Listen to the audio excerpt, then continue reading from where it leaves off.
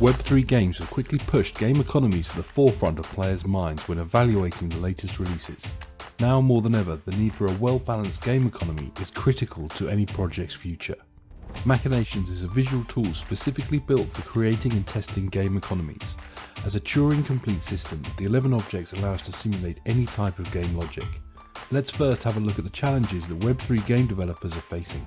Here we have an abstract view of the typical core game loop. The player completes an action in the game, they are rewarded, the player then has the opportunity to reinvest these rewards in the game. This could be in the form of unlocking the next level, receiving an amazing new sword, or upgrading the character stats. In Web3 projects, we are adding a new path for players that enables them to exchange some of their in-game rewards with other players. Rather than just thinking about one player's progression, games will have lots of these individual progression systems happening at the same time. As new players join at different times, we can end up with a complex combination of different player economies at different stages all the time. These players can now interact with each other through marketplaces and token exchanges to sell their items or even cash out. Players can also buy items via these marketplaces, adding further complexity for game designers to manage. Now, one player's activity can impact every other player in the system, as well as external influences of changes in the cryptocurrency marketplaces. Machinations are now working with Web3 game developers to enable them to test their game economies before launch, and then consistently monitor their economies for signs of instability. This allows developers to make small, well-tested changes to the game economy to maintain stability well before they get caught in runaway inflation or deflation.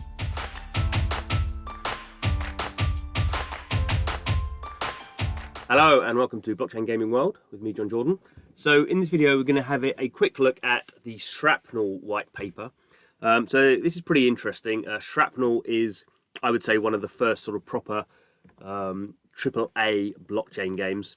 So the team is called Neon Machine. Previously to being a startup, it was actually the in-house development team at HBO, the US media company. It didn't actually do an enormous amount of sort of games, but it was working on very high-end sort of visualization projects, including sort of some AR, VR sort of stuff. It also did do some games. So they're a very experienced team. They've worked together for a while, and they're experienced in using Unreal Engine and that sort of very high-end game sort of production model. They've raised about $18 million, so they did an $11 million funding round. They've just sold $7 million of their NFTs and tokens for the game. The game is Shrapnel. It will be a PC game to begin with, so a PC client game. It is what they call extraction shooter. So it's a shooter game, first-person shooter. You run around in basically something like a zone. So it's basically like you're running around in some sort of weird post-apocalyptic wasteland where there's a whole bunch of evil stuff, but also a bunch of good loot to get. So you're sort of running around in this zone, picking up loot, and then you have to go to an extraction point to successfully get out of the zone and take your loot with you. If you get killed, you will lose the loot. So there's that sort of whole sort of risk-reward thing that obviously the deeper you get into the zone, probably the cooler the loot you get, but the harder the enemies you're fighting against. So that's sort of one element of it. But as we go through the white paper, there's a whole bunch of elements about particularly how their land system works. So in general, I am not a big fan of every blockchain game having land. Every blockchain game really does have land, mainly because they can raise money off the back of it. And sort of for most games, you can think about, if you're moving to an MMORPG where you have persistence and there are land elements, you can sort of get it in there. But I think most games don't think about it very deeply, and they just sort of say they're going to have a land token and you can build things on there, which I don't think is a very good approach. But anyway, so let's go and have a quick look through. And obviously this thing is long. I'm not going to go through it in enormous levels of detail. I'll put the link in so you can have a look yourself. Obviously not investment advice, blah blah blah blah. I mean, at the moment the NFTs aren't for sale and the tokens not for sale, so you can't actually invest in this at all. So a bit of background on the game.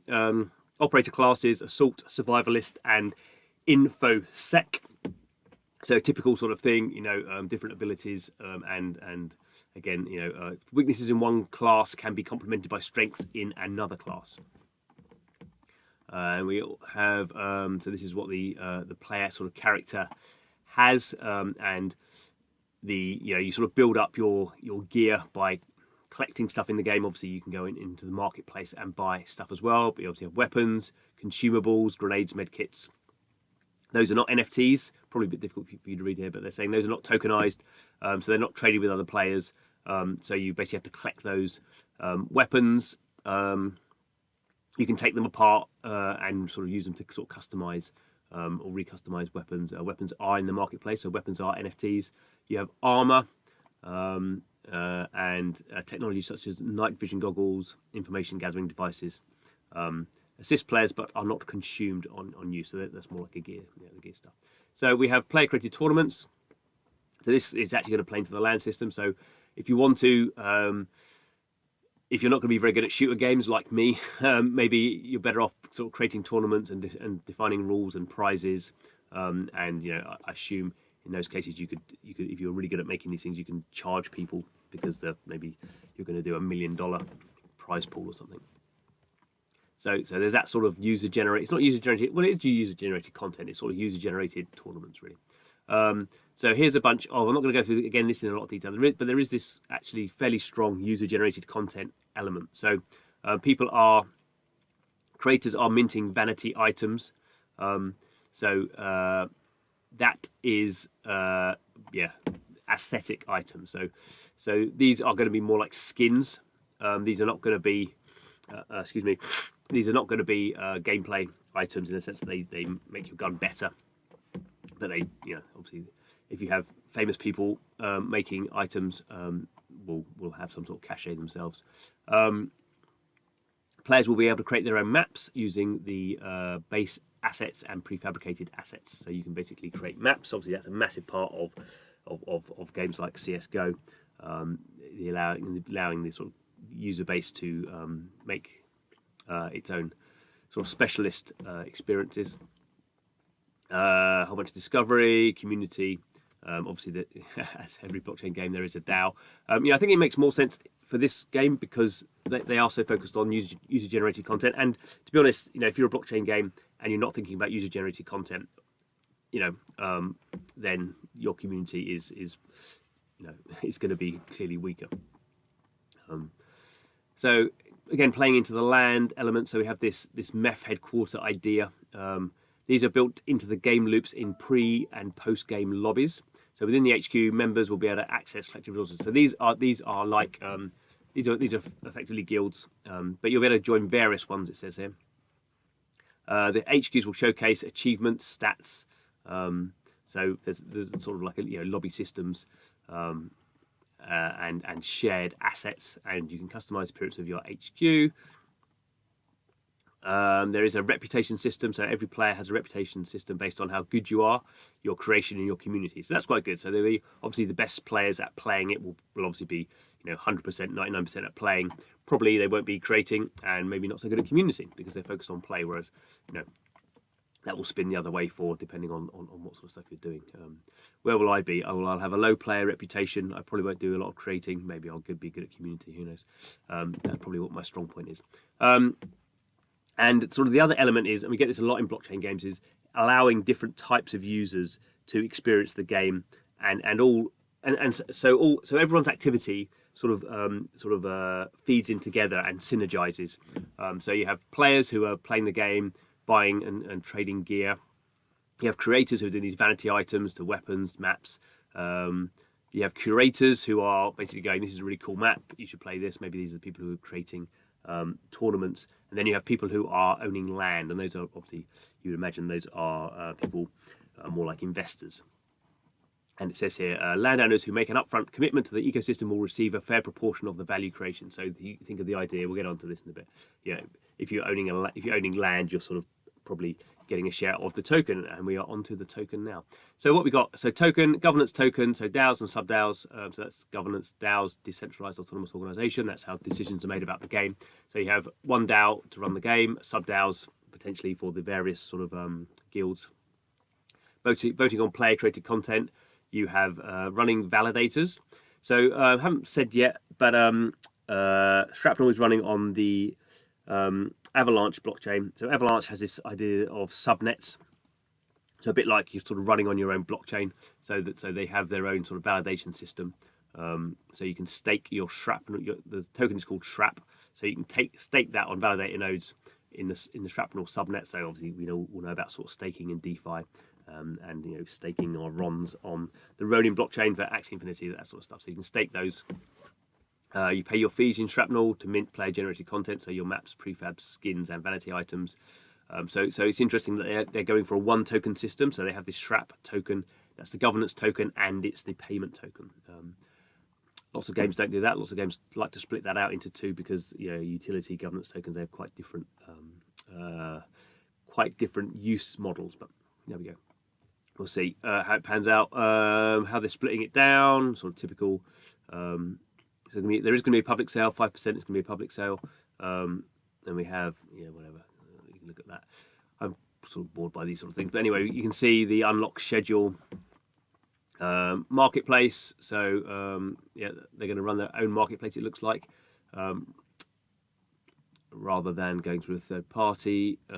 Staking rewards, so you will be incentivized to curate and promote the best items and maps. So you can imagine if you're sort of, I don't know, if you're liking stuff or not retweeting stuff because it's not Twitter, but there is an element for people to maybe not earn a lot of money but earn a little bit. And here's this is an interesting map thing. So there are two categories of land: arenas and podium. So competition land and curation promotion land. And it says here, the primary goal of the map owners is to get their maps to the center of the podium. So it's sort of interesting here. We have this no man's land. We have this sort of grey, these increasingly dark grey areas, and then the podium is in the middle. So the arenas around here, the VIP areas. So as your land sort of levels up, you start here. It's difficult to see. So you have to stake here, looking like saying 500. I guess that's shrapnel. So we don't know what the price of shrapnel is, but you have to stake 500 shrapnel and have a certain amount of activities. It says 0.2%. So I assume that is 0.2% of the overall traffic on the whole game. So basically, you're getting your land levels up depending on how much you've staked, which is just have you got the money to do it, and then how much how popular your land is. And as you get sort of closer to the podium, the bit in the middle, which you have to have 1.6% of all the activity there and 4,000 tokens staked, you're going to get more rewards. So there's going to be a promotion relegation cycle. This is sort of how funny, a whole meta thing for land. So the 6 performing arena maps are promoted to the podium. The bottom 6 are relegated back again. But obviously these ones are going to be the sort of the most popular trafficked ones. So there we go. And it's not going to do all that. So I'm not going to go into all this. This will get a bit more complicated, sort of the flows of different users and how they stake and earn and blah blah blah. But it's worth looking into it if you're interested in that. Marketplace, and this is just going into a bit of market positioning. So we're looking at sort of Shrapnel versus some of these other games, Escape from Tarkov. This game, the gameplay of this is very much like a sort of a stalker type game when people are going into a sort of weird zone and sort of weird stuff goes on there and sort of then collecting gear and coming out again. So we've got Escape from Tarkov, PUBG, Counter-Strike, Apex Legends, and Valorant. So they're comparing themselves. Always dislike it when the game always gets, yes, we're brilliant at everything. All these other games worth billions of dollars are rubbish. But there we go. I'm not developing games. So here's the roadmap. So we're going to have a token sale at some point. And where are we actually having? So they're not putting dates on this. Pretty sensible. Technology, using Unreal Engine, using Avalanche, whole thing about energy consumption, and then the team. So we'll go through all that. So they're all docs. You can find out who they are. Been making games for a number of years. Investors and partners, angel investors. Disclaimer. Yeah. So there we go. I think it's pretty interesting. I've spoken to Don Don Norbury, who is the head of studio, I think is his title. Let's have a look. Let's find him up here. So I spoke to him on my podcast. They're a team who have thought deeply about stuff. They thought deeply about what blockchain they're using, and they clearly know how to make high end games. Although with every game there is are they going to attract people? Are people who like shooter games going to like it? We don't know that sort of stuff. We will wait and see. But certainly this is a game that I am looking forward to playing, even in my terrible state. As you've seen in my videos playing first-person shooters, you'll realise how terrible I am at these. But I think it has enough layers in there for it to be interesting to lots of different sort of types of players. So I would keep an eye on Shrapnel. Thanks for watching. This is Blockchain Gaming World, where we do spend our time keeping an eye on blockchain games. So please subscribe to the channel. Thanks for watching, and see you next time.